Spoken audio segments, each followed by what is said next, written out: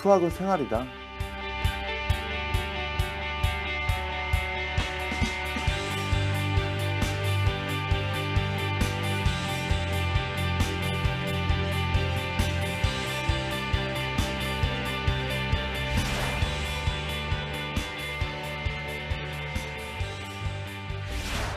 살면서 우리가 꼭 필요한 게 수학이라고 생각해요.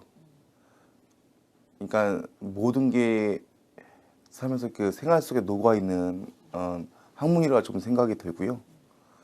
그리고 수학이 없으면 어떻게 보면 하루도 살아갈 수 없는 학문. 상상력을 제도화 만드는 거죠. 자기가 생각했던 것들을 그림으로 또는 숫자로 해서 그거를 또 제품화하기도 하고 어떤 물건을 만들어내기도 하고 가장 기초죠. 근데 그거를 지금 피부로 많이 와닿지 못하고 저희가 학창 시절에 이제는 그러니까 학력고사를 보고 이렇게 해야 되다 보니까 그런 부담감이 상당히 컸던 건데 정말 가까이 있는 학문이죠. 꼭 해야 되는 학문이고. 그러니까 사회에서 원하는 거는 아까도 말씀드렸듯이 수학이라는 학문 자체가 창의력과 그러니까 생각을 좀 많이 하게 하는 학문 중에 하나거든요. 그리고 개념 파악이나 그런 생각을 하다 보면 그런 것들이 사회에서 직장 생활을 하면서도 주어진 일에 어떤 생산적인 일을 하고 창의력 생각을 가졌을 때 수학적 사고력이 많이 필요하다는 이유가 창의력 생각을 더 많이 해서 더 부가가치나 더 생산성을 높일 수 있는 가장 기초가 되는 거라고 생각을 하기 때문에 기업이나 산업계에서 많이 요구되는 것 같아요. 그래서 깊이 못 들어가죠. 깊이 못 들어가고 내가 이해하고 피부로 느껴서 하는 게 아니라 그때 외워서 하게 되면 오래 못 가는 학문이라고 좀 하는 게 좀 편할 것 같아요. 그러니까 아까도 외국 사례를 말씀을 드렸듯이 그러니까 외국에는 이해하고 본인이 발표를 하고 그 선생님들이 헬퍼 역할을 좀 많이 하거든요. 근데 우리는 주입식 교육을 하다 보니까 그때는 많이 알 수 있으나 그러니까 시간이 흐를수록 그 개념에 대해서 정확히 이해를 못하다 보니까 더 깊이 들어가려면 대학교나 이걸 전공을 하거나 사회 전반에 쓰려고 그러면 그런 부분이 좀 한계를 많이 드러내죠. 제가 알기로는 그러니까 빌 게이츠도 마찬가지고 사이먼스라는 미국의 금융 전문가도 계시거든요. 근데 그분이 그러니까 원래 수학학자세요. 수학 교수였다가 그 미국에 이제 금융계 되게 거부인데 대부분 금융계나 이쪽에 거부들이 다 수학과 출신이세요. 그분 상당히 많아요. 예. 그러니까 외가나 이런 데 가보면 그러니까 수학적 사고가 되지 않고서는 그러니까 발전하기가 좀 상당히 필요한 부분이 상당히 좀 많은 것 같습니다. 그러니까 우리나라 교육 자체가 그런 부분이 좀 많은 것 같아요. 그러니까 수학이라는 부분은 대학 가기 위한 학문, 그 졸업을 하게 되면 필요 없는 학문. 그러니까 그렇게 생각을 하다 보니까 아까도 말씀을 좀 드렸듯이 외국 같은 경우에는 그 개념이나 이런 수학적 사고에 대해서 공부를 많이 하죠. 그러니까 주입식이 아니고 본인이 생각하고 기초를 많이 하다 보니까 세월이 흐를수록 뭐 상위급수, 중학교, 고등학교, 대학교 갈수록 이 창의력은 생각 그 바탕이 돼 있으니까 그런 것들이 좀 많이 있는데 우리나라 같은 경우에는 그러니까 어떤 외우는 거, 암기 위주, 공식 외우는 방법 그거를 개념 없이 하다 보니까 좀 더 넓게 할수록 응용할 수 없는 학문으로 많이 발전을 좀 하는 것 같아요. 그런 차이점이 좀 많이 있는 것 같습니다.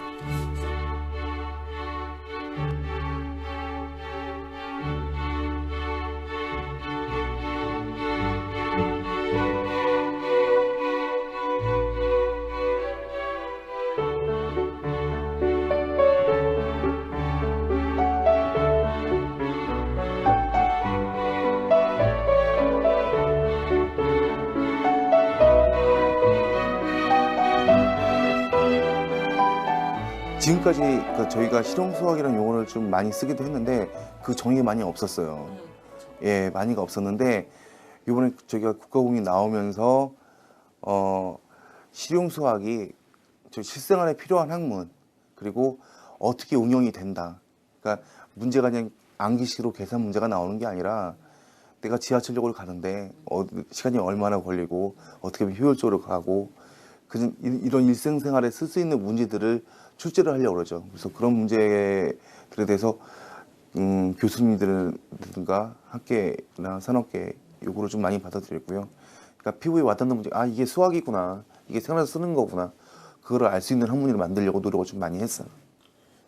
저희가 2008년부터 이 시험을 진행을 했어요. 그러니까 어떤 공신력이나 제품의 질을 떠나서 이렇게 그런 게 없다 보니까 많은 사람들이 찾지 않고 경시대회만 많이 가는 거예요. 경시대회만 많이 가고, 그러니까 좀 기초학문으로서 이렇게 좀 자리 잡고 싶은데, 그러니까 이해도나 이런 걸 하고 싶은데, 그러니까 우리 입시 위주다 보니까 경시대회나 뭐 자기 그쪽으로 많이 치우치다 보니까 좀 되게 답답했어요. 그 세월을 보내다가 저희도 준비를 하고 뭐 산업계 여러 가지 준비를 좀 많이 했죠. 그래서 어차피 우리나라 교육을 바뀌려면 그만한 생각과 투자와 노력이 좀 많이 필요하다고 생각을 해서 좀 많은 시간을 좀 노력을 좀 많이 했고요. 그래서 작년에 수학 최초로 국가공이 결과치가 나왔는데 좀 많이 기뻤죠. 기뻤던 것 중에 하나가 뭐냐면 국가공이 나와서보다는 이 공신력을 어느 정도 가지고 있으니 많은 사람들이 이거에 대해서 좀 흐름을 탈 수 있겠다. 그러니까 제가 처음에 꿈꿔왔던 그런 방향으로 많이 갈 수 있겠다. 이런 생각에 대해서 좀 많이 기뻤고요. 그래서 초도가 될 수 있고요. 그리고 저희가 급수 여러 가지 있는 주니어 급수 같은 경우에는 개인 평가표가 나가요.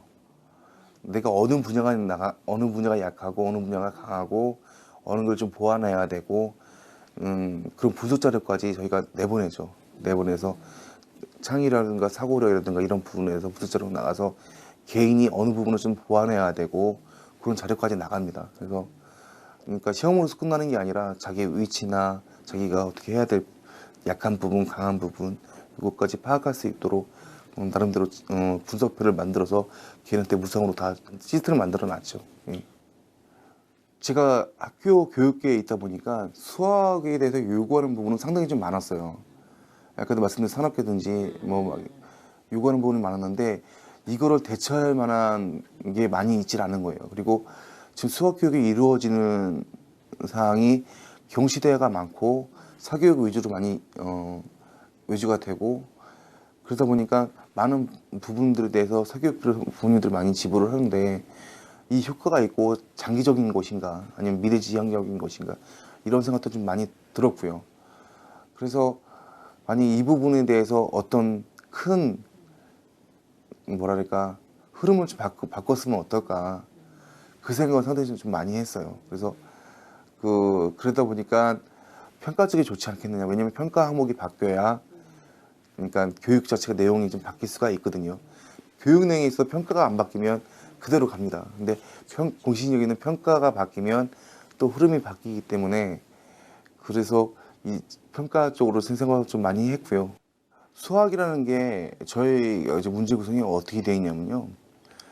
그 65% 정도에서 그 정도는 일반 개념 문제가 좀 많습니다. 개념을 이해하고 이런 문제가 많고요. 그 나머지는 피부에 와닿는 실용 문제 위주로 좀 많이 편성을 많이 했거든요. 근데 대부분 제가 평가 시험을 보게 되면 기본 문제에 좀 난이도 있는 문제. 왜냐하면 서열을 매기고 어렵게 해서 서열을 매기고 순서를 1등부터 꼴등까지 정하는 학문들이 수학이 되게 많았어요.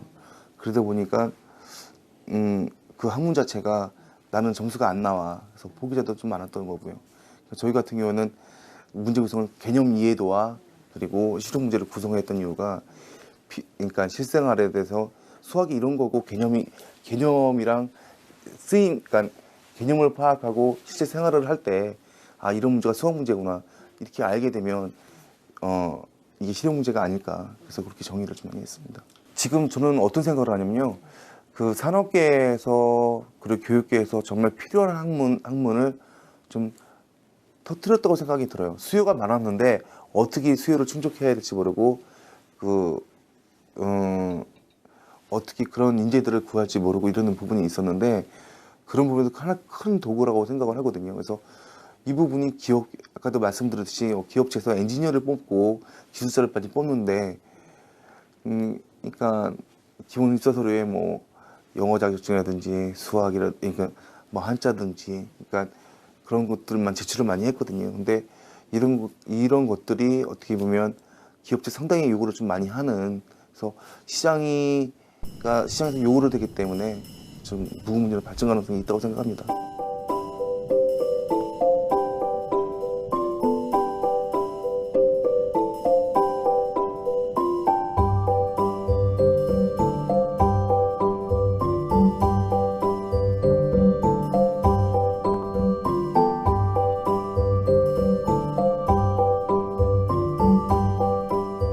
저희가 일을 진행하고 하면 이 사업을 하고 하면 할수록 하는 얘기가 뭐냐면 수학이 정말 필요하고 수학 포기자, 일명 스포자라고 얘기를 많이 하는데 너무나 많다는 거죠. 그러면 우리나라가 앞으로 살아가는 국가 경쟁력이라는 부분이 어떻게 보면 생산성 있는 이공계가 활성화되는데 그러니까 자꾸만 인문계 계열 법을 해석하고 생성이 있는 것보다는 그런 쪽에 엔지니어 부분이 너무나 약해지니까 그게 나라에 정말 어둡지 않느냐.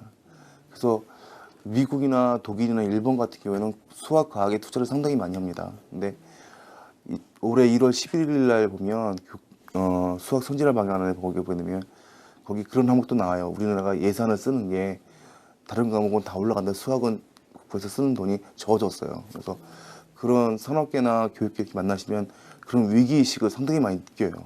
인재가 우리나라 국가 경쟁력이거든요.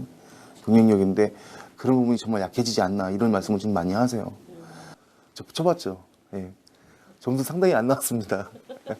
그래서 안 나오니까 더 욕심이 많이 갖게 돼요. 예. 저 한 4번인가 5번 정도 쳐봤습니다. 저도 실제로.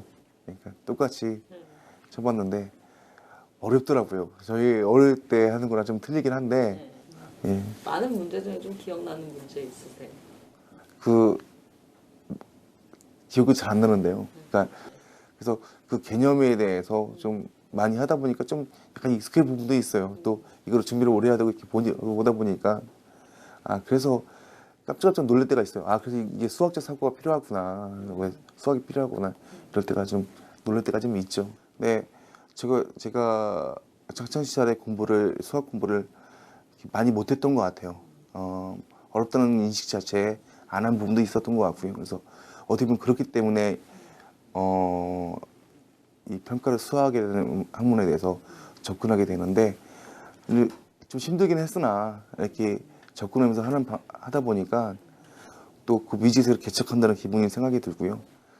그 당시에 좀 더 많이 전혀 알았으면 그리고 이거를 하는 이유가 그때 제가 아쉬운 부분이 있었기 때문에 그 부분이 제 밑에 세대 밑에 있는 동생들 아이들이 똑같이 겪지 않았으면 좋겠고요. 그리고 아까도 말씀드렸듯이 어떻게 보면 공부의 마지막 척도는 평가 쪽에 있는데 평가 문항 자체가 이런 실용 문제나 피부에 와닿는 문제를 많이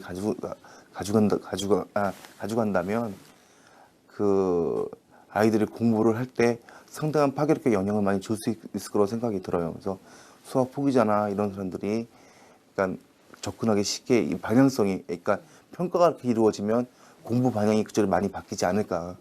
그래서 새로운 좀 흐름이 되지 않을까 싶은 생각이 들고요. 그렇게 되면 일반적인 학문이 입시 위주, 암기 위주, 그러니까 학교 때만 필요한 학문 이런 게 아니라 그냥 실생활에 많이 접할 수 있는 기회들이 많이 생기게 되면 방향이 좀 일지 않을까 그런 생각이 좀 들어요. 수학은 생활이다. 그러니까 나랑 멀리 떨어져 있는 게 아니라 생활이고 영어만 언어만 평생 가져가는 게 아니라 수학도 평생 간다. 수학은 입시 끝나는 순간에 놓는 게 아니라 평생 같이 가는 학문이다. 그게 맞는 제 생각인 것 같아요.